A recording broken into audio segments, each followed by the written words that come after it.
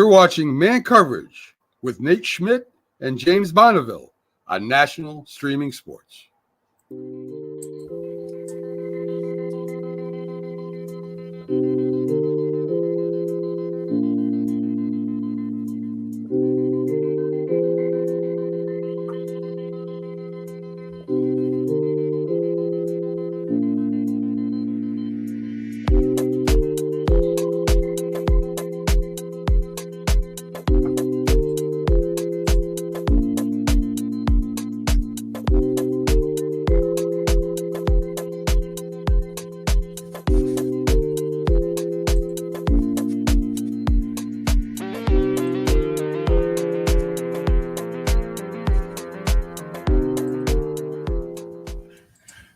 Good morning, everyone. This is Man Coverage with Knoxville Nate and James P. Bonneville. We are in college football week 1. We are coming to you live on the Bet Us Sports Network, also under the National Streaming Sports umbrella, talking about college football week 1. Lots of overreactions going on around the country, to say the least. We're not going to spit that shit on this show. We're going to talk about the games. We're going to explain what you saw in week 1, and then we're going to move on. We're not going to tell you, oh, Miami's going to win the national championship because they played halfway decent in one effing game. So don't expect that here on this show.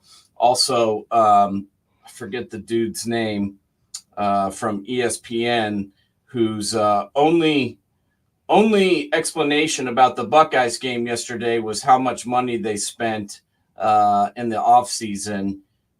I want to give him a little bit of a heads up that David, what's his name? David Hale. David, there's more teams out there than the Buckeyes that spent money on players. In fact, it's legal to spend money on players now, and your $20 million bullshit is getting really old.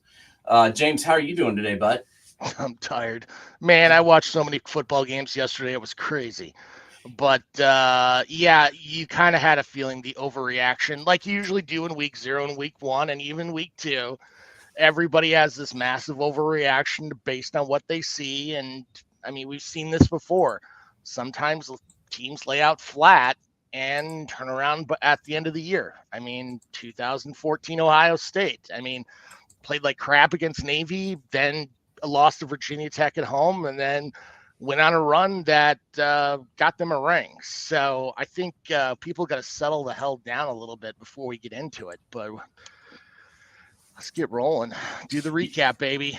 Yeah, no, I mean, it is what it is, but there's just no reason to act like, you know who's going to win the national championship after one game. I mean, we got some glimpses of what's going on, and we'll talk about that. But to sit here and tell me that, the Canes are back because they won one game, I kind of feel like it's more of an indictment on the Gators than I do the Canes. But we'll talk about that game in depth here in a moment. I want to kick it off with probably the best game of the weekend, or was it really? I guess some people are calling it the best game of the weekend. Whether or not it was, we'll leave that up to you guys.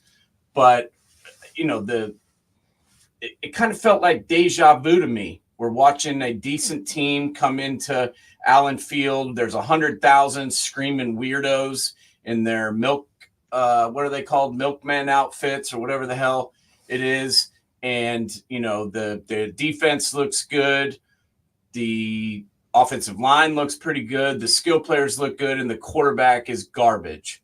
Nothing's changed. We got a new coach in here. We've spent $80 million to get rid of Jimbo and get him to go away. They hire a new coach and are paying him even more millions of dollars. And it looks exactly the same to me.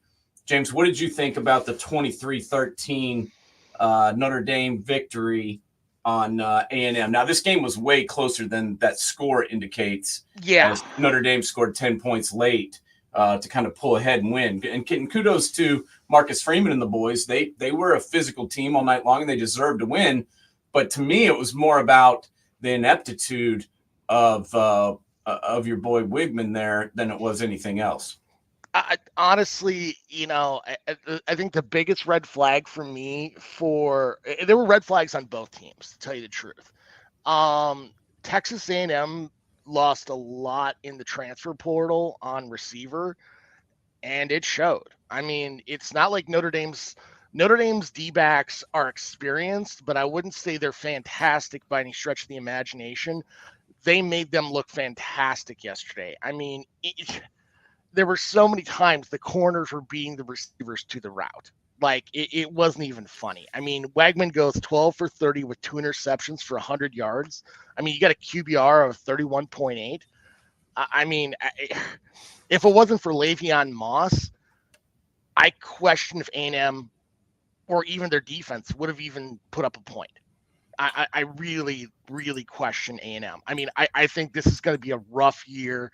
They have a lot of work to do on. Not having Muhammad and Stewart as in the receiving core is showing, and it ain't going to be fun. Now, Notre Dame, if Riley Leonard could produce a pass longer than 15 yards in the air, not like, getting a 1 yard run that runs for big, Notre Dame would have been really put the wood to A&M. But but they couldn't. They couldn't. He couldn't throw the ball down the field at all. Even now, and I know the coverage was decent, but there were times where guys were wide open, and he couldn't get it to them. And it was the same thing with A&M. And I'm not saying that the receivers on A&M are the best in the league. I agree with you. Losing Stewart and company is going to affect them, and it was evident yesterday. But I saw guys open. He just couldn't throw the ball to them. He couldn't hit them no matter what. And last week, when we were talking about Notre Dame, you mentioned their schedule and that it was difficult. And I went and looked at it.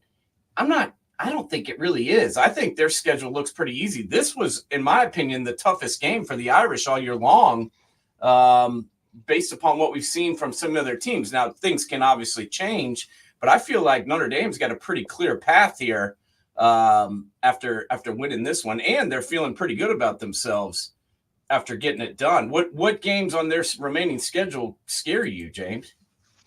Well, SC, Florida State, because I think Florida State's better than what they showed last week, and we'll see tonight when they play against Boston College. They better show up, otherwise this is going to be really interesting. If Georgia Tech plays the defense they do, I mean, that could be interesting. We know Louisville can show up. They've only got 2 away games. They only play at Purdue and at USC. I mean, that's their only away games. So true. Everything else is neutral site. No, neutral site or home. I mean, that's a pretty good setup. I mean, the fact that they survived yesterday is going to help them tremendously down the stretch because they don't really play a true road game the rest of the way. Yeah, I mean, their next true road game would be at Purdue in 2 weeks, which is never easy to play at because Purdue's so freaking quiet. I mean, that's just a weird game for Purdue. I mean, for anybody when you play against Purdue, it's just like it's so quiet there. Yeah, there's no doubt about that. But they still got holes, though. I mean, they really do. I mean, it's not like this is a lights out team. I mean, Jeremiah Love looked a lot better than I expected. He's gotten a lot stronger, and the speed is still legit. But they don't have that Estime guy. And if they expect Riley Leonard to be that guy all year long, he's going to get hurt. I mean, people forget Leonard only had a 23% completion percentage on passes longer than 15 yards last year. Or heck, at Duke, period. Well, I felt that means they're not a vertical team. No, and I felt like yesterday, the on the big plays on third downs when they had to pick up the first or game on the game on the line type of plays, it was more him running the football behind that Notre Dame offensive line than it was him throwing it. I mean, he made bigger plays with his legs, and he got it done running the football. But let me tell you, he took some shots, and if he thinks he's going to run the football that many times against teams like that all year long, I mean, not like I said, not that I'm really scared by their schedule, but he's not going to survive running the ball that many times. I mean, he had 12 No. carries, 12 running plays where he carried the football, and there was other plays where he was scrambling and took hits, or when he dropped back to throw the ball and get hit.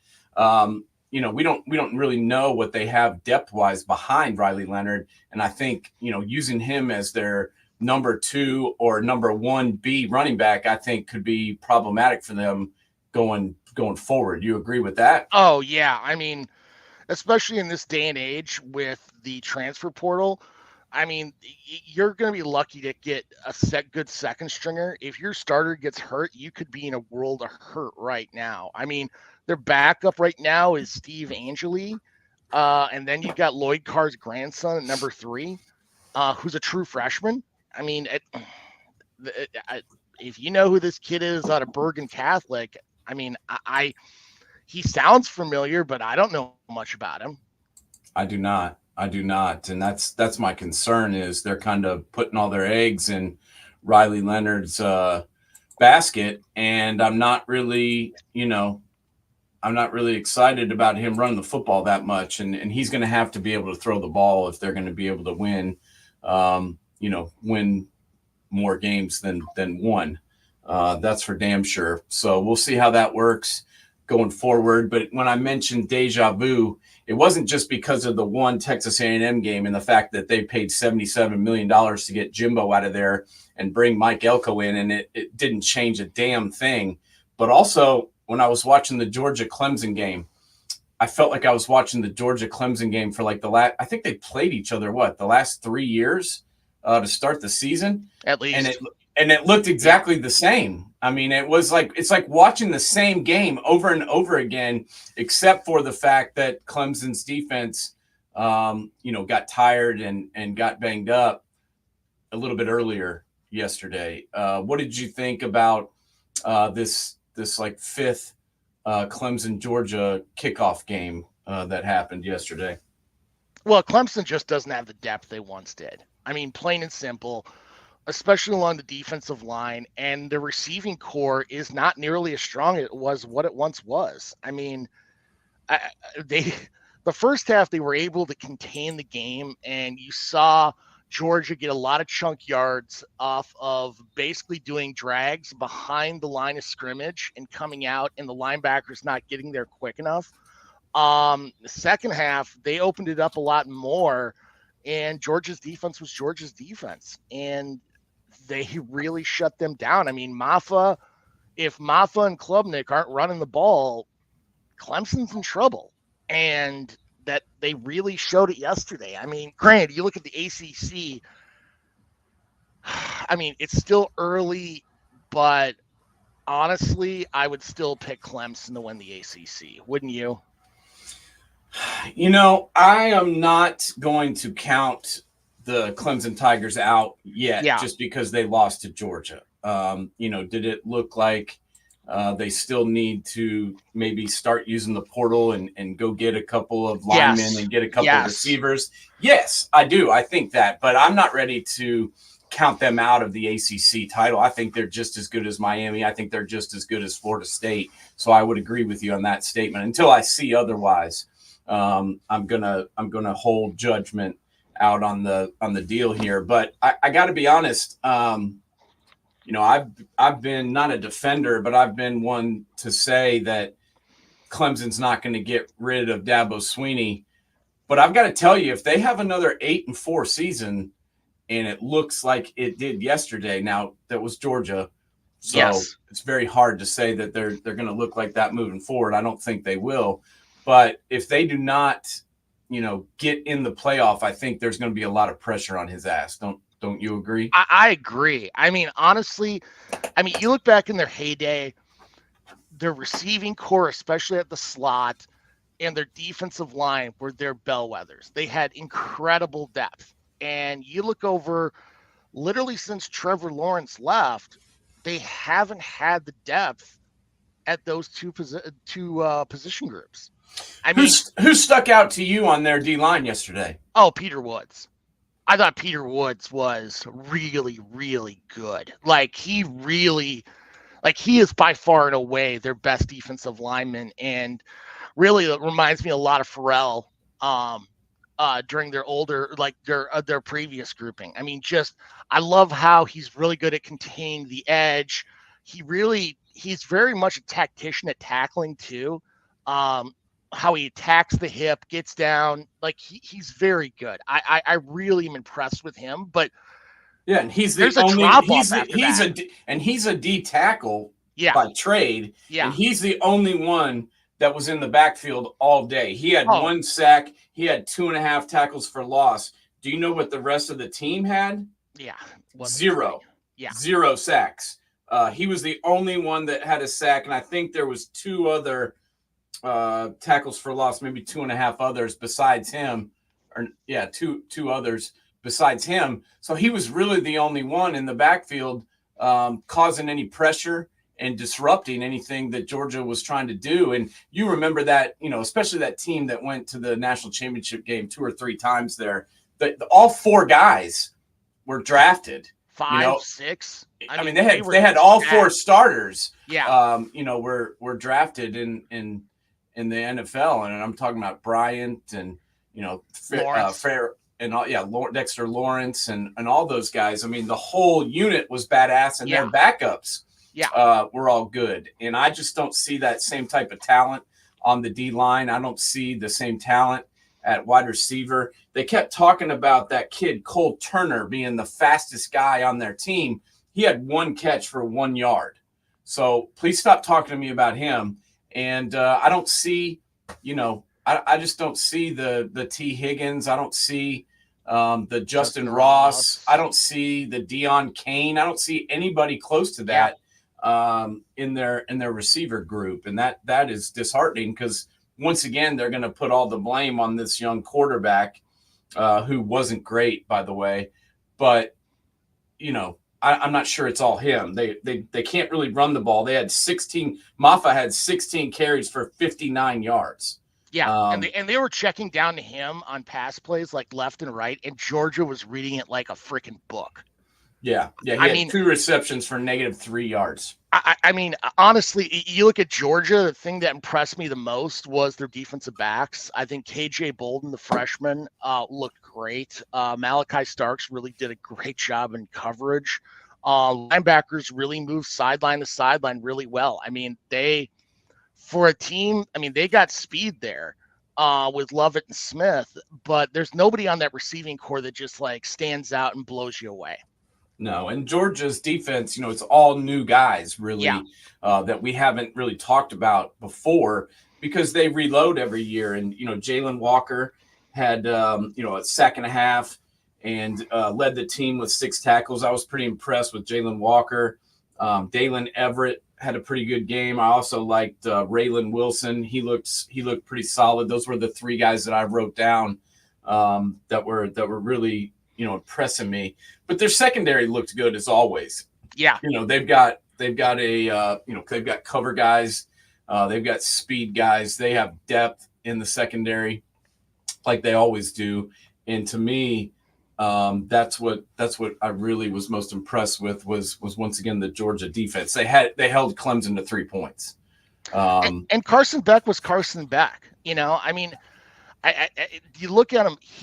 Is he going to blow you away? No, but he doesn't make mistakes.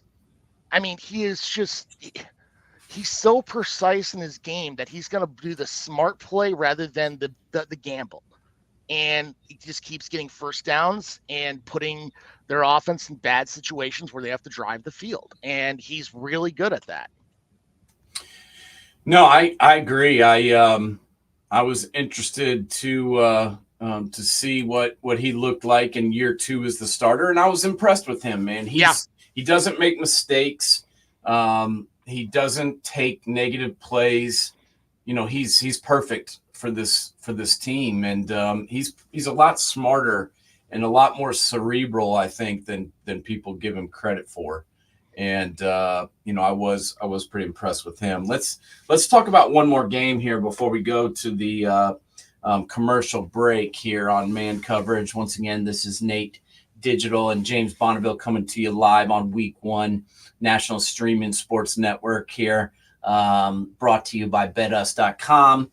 We are breaking down the first week of the games. Let's go back a little. Let's get in our time machine with Marty McFly and pop in the DeLorean and go back to Thursday night. Okay. We both thought that this North Dakota State team would give Colorado all they wanted. I told you that I thought they would be there till the end. I thought they would never quit. I thought they would fight. I thought they would be just as physical at the point of attack as Colorado was. I didn't know if they'd be able to win just because this is a first-year head coach. I know he's been at the program 3 different times, and he's spent considerable amount of time at the school. But I just didn't know what North Dakota State would look like this year. They had plenty of opportunities to win this game, and I know Colorado came out on top, and everybody, Deion's going to win the title again, but. I thought this was more an indictment on North Dakota State and how they play football than anything Colorado did. They had a couple of big chunk plays with Travis Hunter, obviously, and without those, I feel like North Dakota State was the more dominant team. What did you see on Thursday night with Colorado in their opener? Well, I mean, that was the key. Is North Dakota State really needed to have Colorado have long drives, because if they don't score quickly like they did with Horn and Hunter, they're in trouble. I mean, it was obvious that Colorado had more speed, but you look at the line of scrimmage play. I mean, it would be, you'd be, if you say that Colorado won the line of scrimmage, you're kidding yourself. I mean, they had long sustained drives. I mean, Cam Miller, 18 for 22 for 277 yards and a touchdown. And then on top of that, throwing 81 yards rushing. I mean, and this is not by any stretch of the imagination a world beater North Dakota State team. I mean, they've had much better teams in the process, but this is a game that went to the fourth quarter. And if it wasn't for the speed on the outside with Horn and Sanders, man, I think North Dakota State still wins this game. And there are some very questionable calls that somehow the flag got kept in the pocket by the refs. I mean, one was just a blatant targeting call that Colorado should have got nailed for. But I mean, I honestly thought North Dakota State was going to win this game because I knew they were going to win on line of scrimmage. I agree, and they almost did. I mean, there was plenty of opportunities for North Dakota State to win. I mean, there really was. It looked to me like this guy was coaching his first game ever as a head coach, which he was. And that's what it looked like to me. No, I'm not talking shit about him. I mean, hell, he went into Boulder and almost beat, Primetime, who's the greatest coach ever. So I'm not giving him a hard time. I'm just saying there were several instances where I was like, what are you doing? Like when his quarterback, you just mentioned, Cam Miller, couldn't be stopped. And he keeps taking him out and putting this secondary quarterback in who, isn't a bad player. But when you have a guy who's in a rhythm, who's marching you down the field, you don't pull him out of the game as your primary ball handler. That to me was kind of confusing. Did you get that at all on some of those drives where he would substitute the quarterback? And that made no sense to me. Yeah, okay. I just thought that was just me. There was several times where Cam Miller was completing passes. He was running the football. He was kind of doing the read option, whatever it was, and then they pull him out of the game and put this other guy in who isn't as talented, or else he would be the starter, and took their best player, who was Miller, off the field. Explain that to me, please. I do not understand it one bit. The only thing that could make me believe is that maybe he was injured on one of the running plays. But quite frankly, the way he was playing, I want to keep him in the game as much as possible. I mean, it kind of shocked me, but honestly, this is the same offense I've seen out of North Dakota State since Craig Bowl was there, but when they made the jump from D2 to 1AA, I mean, they're running the exact same system over and over again. And guess what? It works. It works. They move the ball relentlessly down the field all night. The only issue they had was in the red zone. There was a couple of times where they got inside the 10 and then had stupid penalties or mistakes and got pushed back and then had to settle for field goals. Or at one time it was, 4 downs and out. So I feel like the red zone stuff will get better as the year goes along for North Dakota State. I think they've got a chance to compete in the FCS. And I feel like Colorado looks basically the same as they did last year. And Colorado is about one injury away from being totally screwed. I mean, if they lose Shedeur Sanders or Travis Hunter or both, I feel like their season's over. Well, I mean, people forget they got Dalen Hunter, Hayden, the transfer from Ohio State, who was the number 3 guy at Ohio State, only went 9 for 20 yards. He's a good running back. That tells you how freaking effed up that offensive line is in Boulder. I mean, you go back to the days when Darian Hagan was there. Man, that offensive line was scary. They were unbelievable across the line for years. And now it's like a shell of itself. Yeah, I didn't really understand that at all. And it was almost like they, were trying to throw the football to prove, how good his son is at times instead of just running the damn ball. And then Charlie Offerdahl, which God bless him, the walk-on, he's a little scrapper, but if I had the ability to hand the ball to Dallin Hayden over this walk-on guy, I would definitely, put the ball in Hayden's hands. Would you not? Yeah, easily. Okay. Easily. Okay. Just checking to see if maybe I was crazy there, but that's definitely what I think. But we'll see. They won 4 games last year. Looking at the schedule, I do feel like their schedule's a little bit easier than it was last year, just because the Pac-12 was unreal last season and had one of the best years ever of the conference in their last final hurrah. And I don't know how good the Big 12 is going to be from top to bottom. So I feel like Colorado has a little bit of an ability to maybe improve on that 4-win total. What do you think? I don't know. I mean, it all depends on what they look like against Nebraska next week. I mean, it's just like a week-to-week trial with them. I mean, I think they're going to struggle with K-State. I think they're going to struggle with Central Florida. I think they're going to really struggle with Utah, Kansas, and Oklahoma State. Yep. Other than that, well, you got to go to Arizona, and Arizona's got just as much speed, if not more, than Colorado does. I mean, that's a game where get your track shoes ready, because that's going to be a lot of points scored. No doubt. Well, we're going to continue to break this down. We'll be right back to discuss the rest of week 1. National Streaming Sports is brought to you in part by BetUs.com, designed for true fans. NFL odds, week 1 and futures, college football odds, including Heisman Trophy favorites and playoff odds, NBA odds of division winners and playoffs, Major League Baseball playoff and World Series odds, the National Hockey League Conference playoffs and Stanley Cup odds, and boxing wagers. Betting opportunities include versus the spreads and outright winners, also during the game. Use our link on our website, nessp.info. The bet.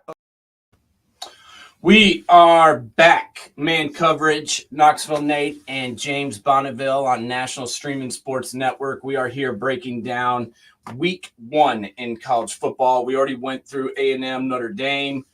We went through Georgia, Clemson. We talked about Colorado, North Dakota State. Let's go up to the Big 10 and talk a little bit about James Franklin. You can say whatever you want to about James Franklin, but he wins games when he has better talent than the other team. That is when he wins. Yesterday, he had more talent on the Penn State roster, and they beat West Virginia 34-12. James, what did you think about the opener for Penn State? Is this a year that James Franklin beats Ohio State? I'm not sure I'm ready to go that far yet because we've seen this story before. But I will say I was impressed yesterday with Penn State. I mean, going into Morgantown is never easy. Former rivals before their big, Penn State joined the Big Ten. But it's not easy going into Morgantown, and Penn State put their foot down on the Mountaineers' neck from the jump. I mean, they really played out well. Drew Aller, 11 for 17, 216. He looked like the guy we expected to see last year.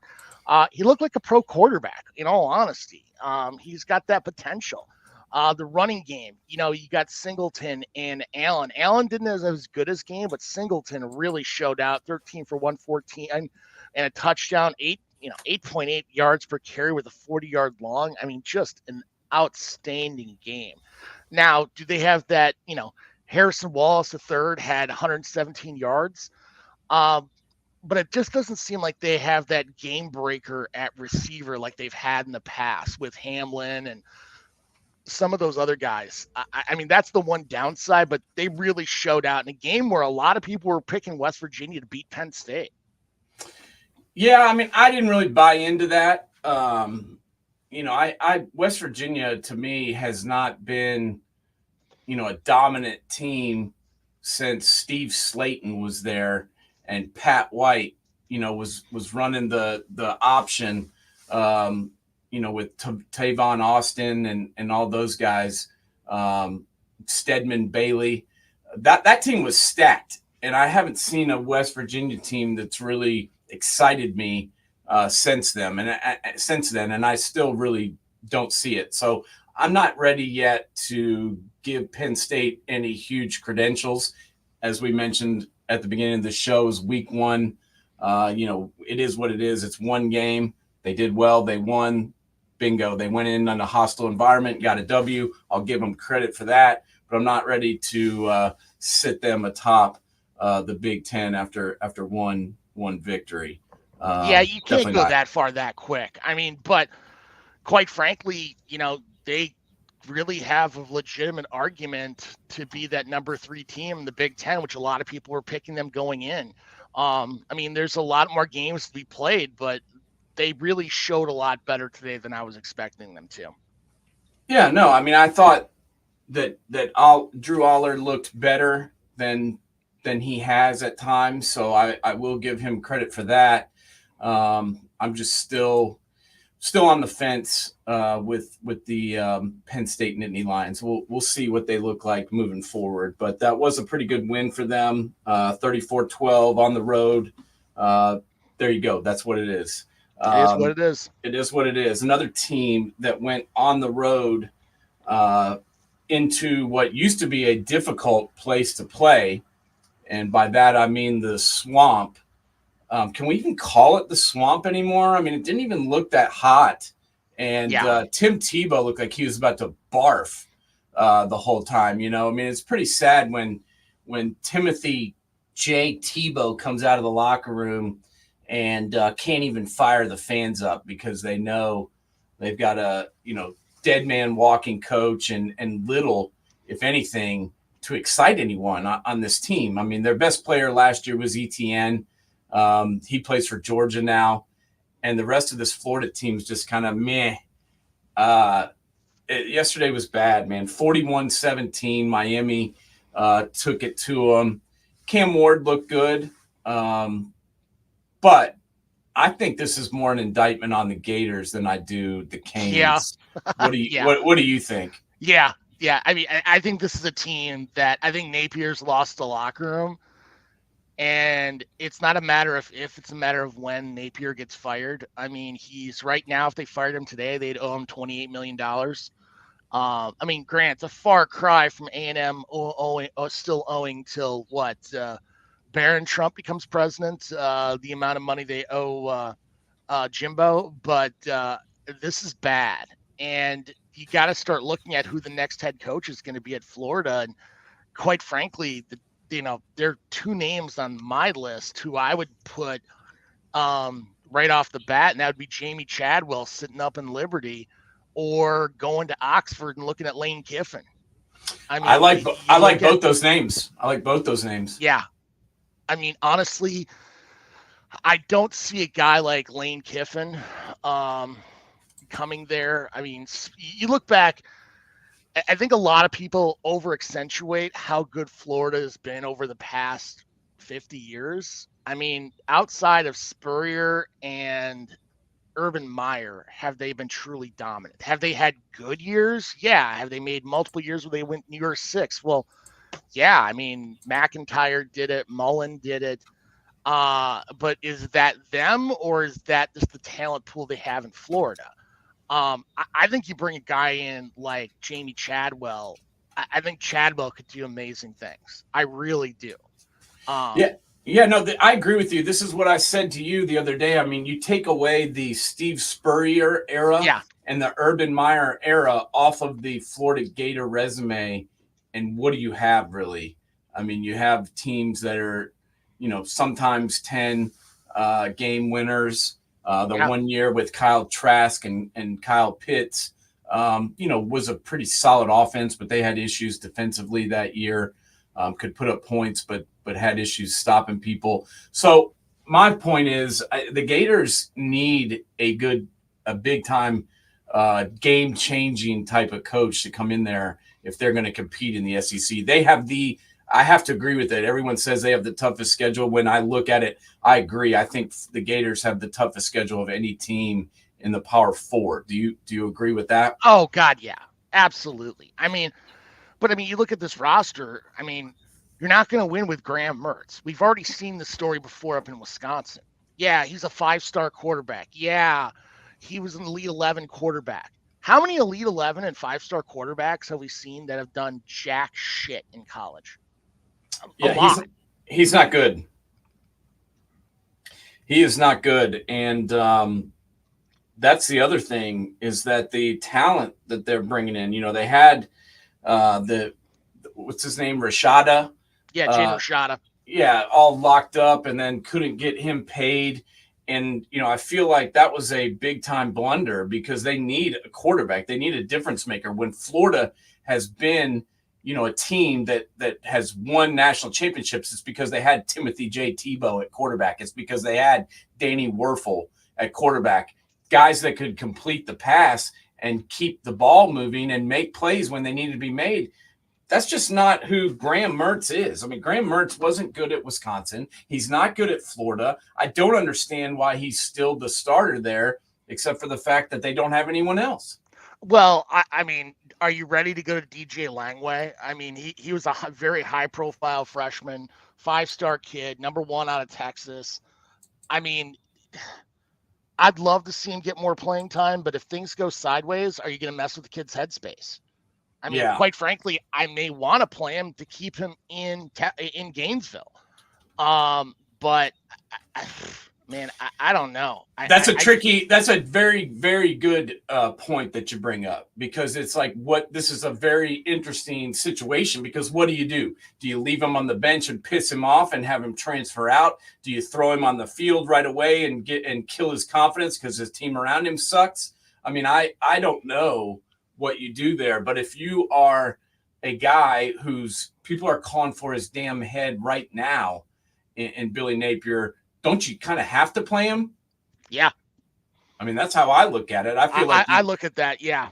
I feel like you have to play him, or else, you're not going to be around to ever, you got him on the roster now, you recruited him, you brought him in. He's got to be better than Graham Mertz at some point. Why not go ahead and play him and get him some game experience before you start playing even tougher teams than the Canes, who, the guy on Yahoo Sports this morning told me they were going to win the ACC, get a first round bye in the playoff, and compete to be in the semifinal, was the words I heard on Yahoo Sports. And then I abruptly turned it off because that's garbage talk.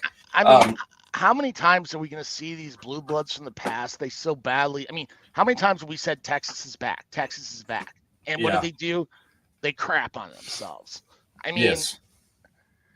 Yeah. Until it happens, I don't buy it. Yeah, no. Luckily, Texas did actually finally show up last year.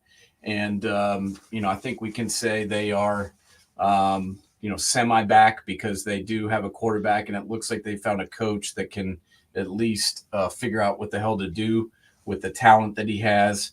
But I'm not ready to crown the Canes just yet. It's not like this team has a steadfast home field advantage. No one even goes to their games, so it's not like they're going to just win every home game. No one cares in Miami, and no one goes to their games. So I'm not ready to crown them just yet. Another team who we were somewhat ready to crown based upon the acquisition of Dillon Gabriel, all the other transfer portal gets, the recruiting that Dan Lanning's been done, the coaching that Dan Lanning has showed us. We expected Oregon to come out and beat down Idaho.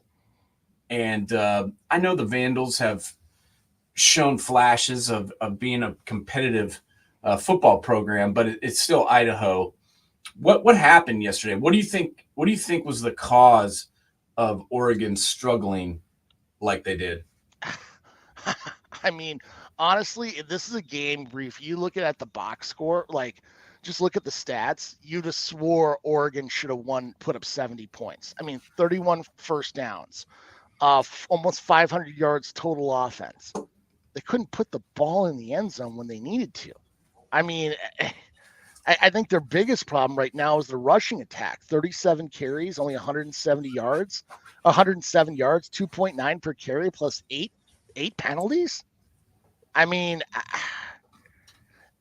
honestly, this was one of those games when Oregon screwed up, Idaho hit it, and Oregon's going to have to freaking make it happen when it counts. Otherwise, I mean, at one point, this is a 3-point game. Yeah. In the fourth quarter. Fourth quarter. That's my whole point, is that late this game was still very, very close. And, that is what concerns me, is that, they struggled, and this was anyone's game going into the fourth quarter. Now, as you mentioned, Gabriel looked fine. There was nothing really wrong there. He was throwing the ball 49 times, though. That, to me, Dillon Gabriel's not a guy that really needs to throw the ball 49 times, is he? I mean, you look at their running attack. I mean, you're running 37 times for 107 yards. Yeah. I mean, they were getting a lot of plays in. They just weren't able to run the ball at all. No. I mean, that's a serious problem for a team that's really, their offense identity is built on that line of scrimmage play. Yeah, no, that concerned me. The fact that they couldn't run the ball for more than 2.9 per carry, and that they threw the ball 50 times. I mean, I don't think that's a recipe for success, throwing the ball 50 times. But they got the win. It's week 1. All that really matters is that you won the game. However, we have to take a look at what happened and evaluate your team based on the film that we have, which was this one game. So that's what we're going to do. Based upon that, we got to talk a little bit about the Fresno State Bulldogs going into the Big House yesterday. This was a close game as well going into the fourth quarter. I believe it was 23 to 10, and Fresno was about to score. And then they throw a 3-yard hitch pass that gets picked off and taken to the house. Why that was the play call, I have no idea. But what did you think about this game as a whole? What did you think about Fresno State's appearance showing up in Michigan yesterday? You know, I was a little worried about Fresno State after they lost Jeff Tedford, retired again. I mean, every time Tedford's gone somewhere, teams just end up winning. At 3 times at Fresno State. I mean, he just knows how to do it. Michigan just looked very pedestrian. Defensively, they looked fine, but offensively, they look really pedestrian, especially in their passing game. I mean, do you want your tight end to be your leading receiver with 8 receptions? I mean, that's a problem. And Donovan Edwards, I'm starting to wonder if there's something up with this guy, because you look at 2 years ago, he was really pretty good. Like, he and Corum were like 1A and 1B. Last year, Corum was definitely the 1, and Edwards was the 2. And it was even questionable if Edwards was really the 2 because their third string guy really played out well. Well, he's the 3 now. He's the 3 now. Yeah. Mullins had 15 carries for 92 yards. Orji, the nice last name, was the second leading rusher with 5 carries for 32, and then Donovan Edwards finished the game with 11 carries for 27 yards. Let's talk about the first half for Donovan Edwards. He had 5 carries for 3 yards, and 2 catches for 0 yards. I can't explain this. Yeah. This guy ran all over everybody 2 years ago. Yeah. So I can't figure out what's happened in the last 2 seasons. What's going on with him? I don't get it. I don't know if it's injuries or what, but I mean, he just looks like a shell of himself. I mean, the years when they lost to TCU in the playoff. I mean, he was a really good receiver running back, and now I don't know what he is. I mean, you can't blame the offensive line because that offensive line is still legit. Their defensive line is still legit.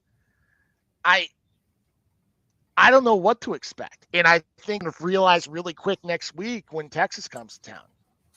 Yeah, those are the 2 games I think that I'm looking forward to most is Texas and Michigan, and then also Nebraska and Colorado. I'm going to keep a very close eye on those 2 games. Let's talk about some of these other games that we saw. Top 25 teams just kind of roll yesterday. Let me know what stood out to you. Just going through them. Bama blew out Western Kentucky. Ohio State blew out Akron. Tennessee blew out FCS team UTC Chattanooga. Ole Miss got a blowout win as well. I think they put up 70 points. With Jackson Dart accounting for 6 touchdowns. Utah won big. Missouri won big. I guess my biggest takeaway from all that is Nico looked really good in his first regular season football game. Of course, everybody's ready to give him the Heisman Trophy. And I had several people around here yesterday tell me that he was the greatest quarterback in Tennessee history. I'm not sure about that yet. Let's let him play 2 games in the regular season before we start handing him trophies in New York. But I did like what I saw out of him. I was also impressed with the defense from Tennessee. Looked better than I expected, and the wide receivers stepped up. Jeremiah Smith at Ohio State. Yes. Was unreal. He does not look like a freshman, James. No, he doesn't. Honestly, it was funny hearing the comparisons to him to Calvin Johnson. I would agree. I would agree. I think he's got a little better fast twitch.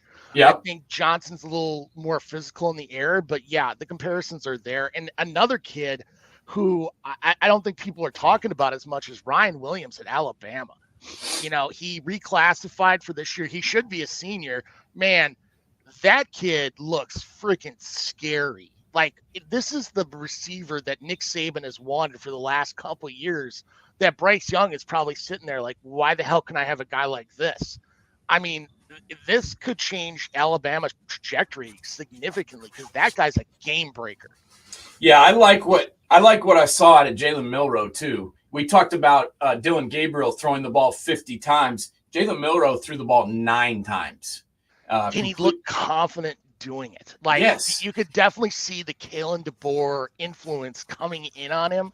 Alabama looked a lot more impressive in their first outing than I expected them to. He looked really comfortable, and that's what we talked about in our preview show in the preseason was if Jalen Milroe and DeBoer can form that bond like he had with Michael Penix, look out. If he's got a guy, if he feels like he can count on Jalen Milroe to complete the plays and to, execute what he's drawing up, it could be really scary. And not only, did he throw the ball well and he averaged almost 23 yards of completion, he threw 3 touchdown passes. He also ran the ball 10 times for 80 yards and had 2 rushing scores. So Jalen Milroe had 5 touchdowns.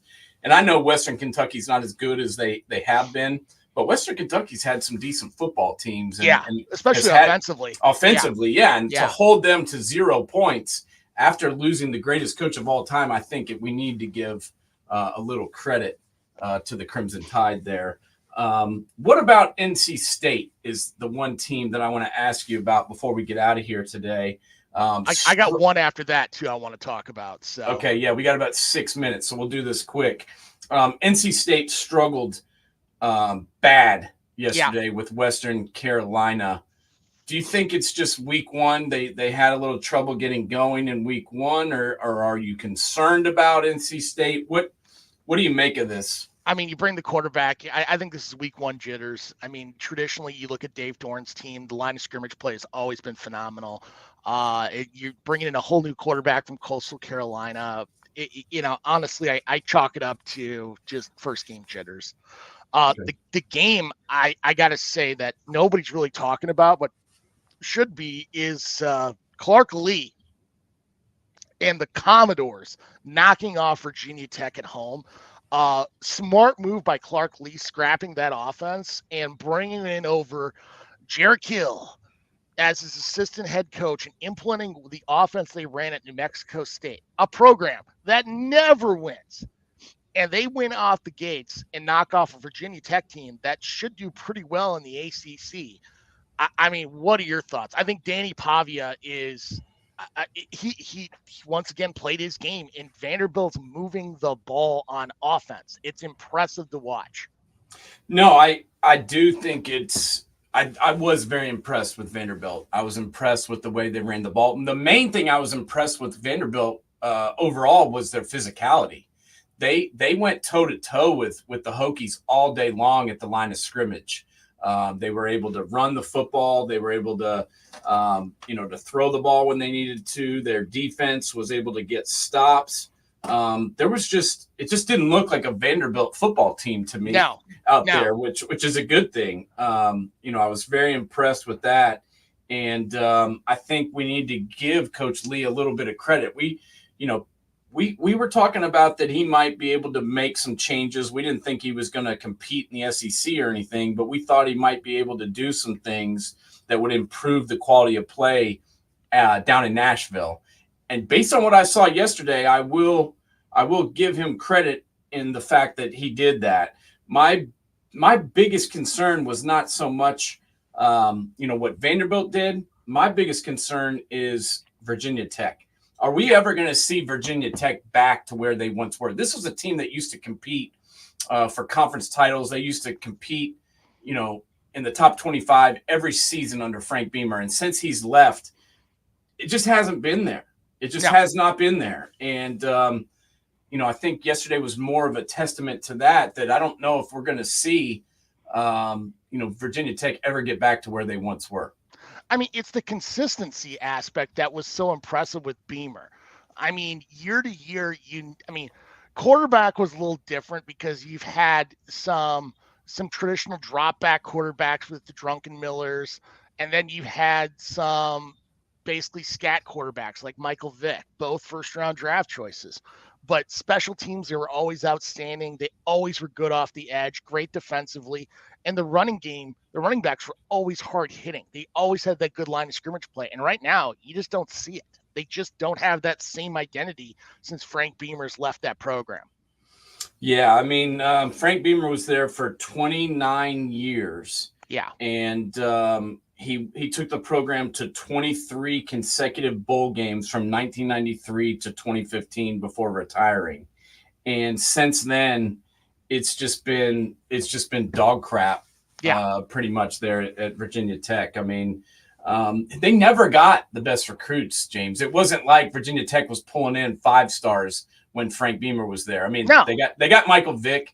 They had a couple sprinkled in. Brian Stith, yeah. But really, their deal was, defense, special teams, and execution on offense, mainly running the football.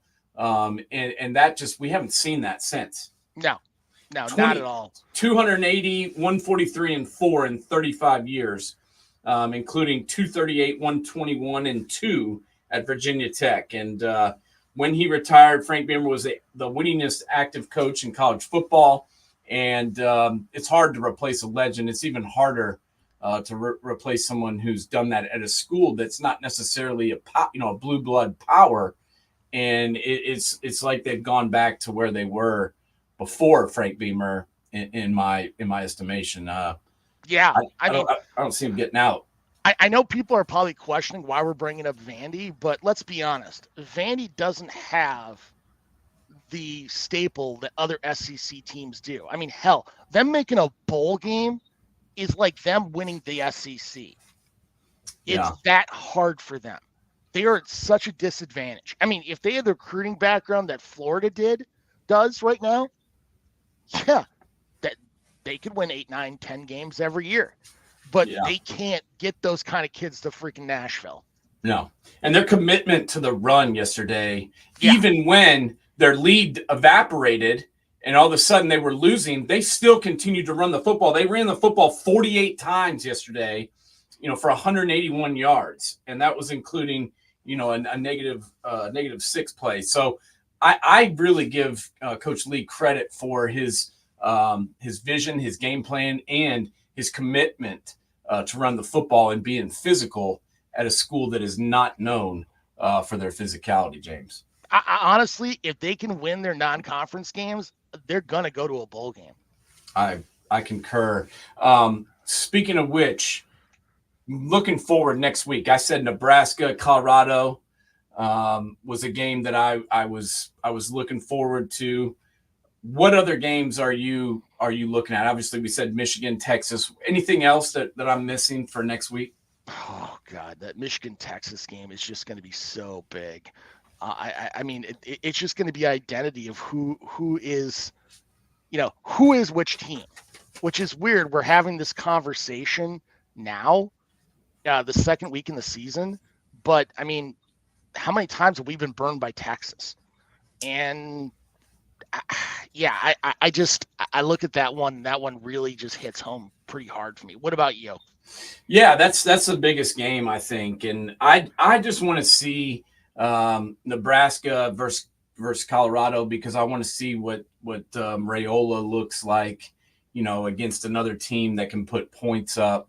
And we've talked. Nebraska is another team that we talk about every year, like Miami and Texas and Notre Dame. Are they back? These old 1980s and 1990s, all the semi-gray hair people that remember when these teams were good. That's what I'm interested to see is, are they back? Are they really good? Can Nebraska compete in the Big Ten? Because since they've gotten there, it's been a freaking disaster. But I would say if there's a backup game, Tennessee at NC State. Yeah. And that would probably be the next one, or hell, Boise at Oregon, Boise State at Oregon. I mean, that Jaunty throwing up 6 touchdowns yesterday in Statesboro was unreal. Yeah, I believe the game is in Charlotte, is it not? You're right. Yes. The Tennessee NC State game. I think it's on a neutral site. It's that Duke's Mayo game. Yes, you're right. Yeah, it's at Bank of America.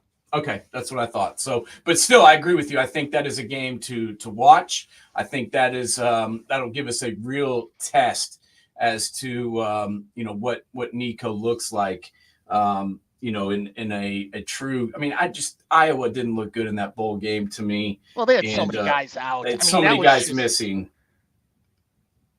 Yeah, they just had so many guys that weren't playing, and it just didn't look like a true test. And then yesterday, you're playing a FCS team, so I wasn't really blown away by that. But I was impressed with Dante Thornton. Junior stepped up big. Chris Brazell, the transfer from Tulane, and then also Brew McCoy coming back from injury and getting 6 catches for 89 yards. That's what they need. That's what Joe Milton didn't have last year. Yeah. Was these wide receivers on the outside that could beat their guy, get open, and catch the damn football. And that's what Nico had yesterday. Now, he was throwing darts, so that helped.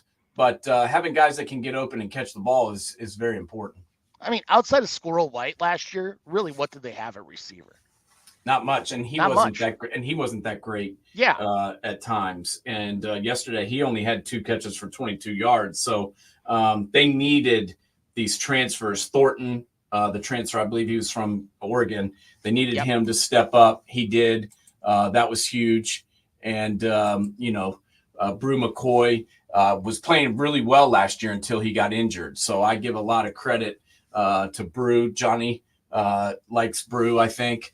And I do too. I think he's a good player. He was really, really making plays for Tennessee last year before the injury. So I think he's going to be huge. So that's it. Week 1's in the books. We're going to see what happens in week 2. I hope everybody comes back next week. We've got a huge guest.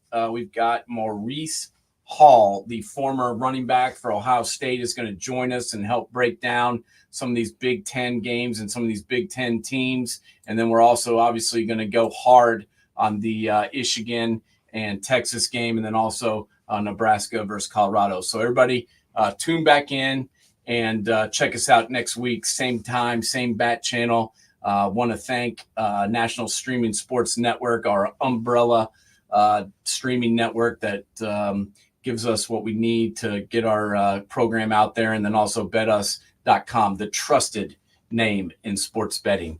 James, keep your chin up. I'll talk to you again real soon. Okay, buddy? Hey, we'll see you. All right, bud.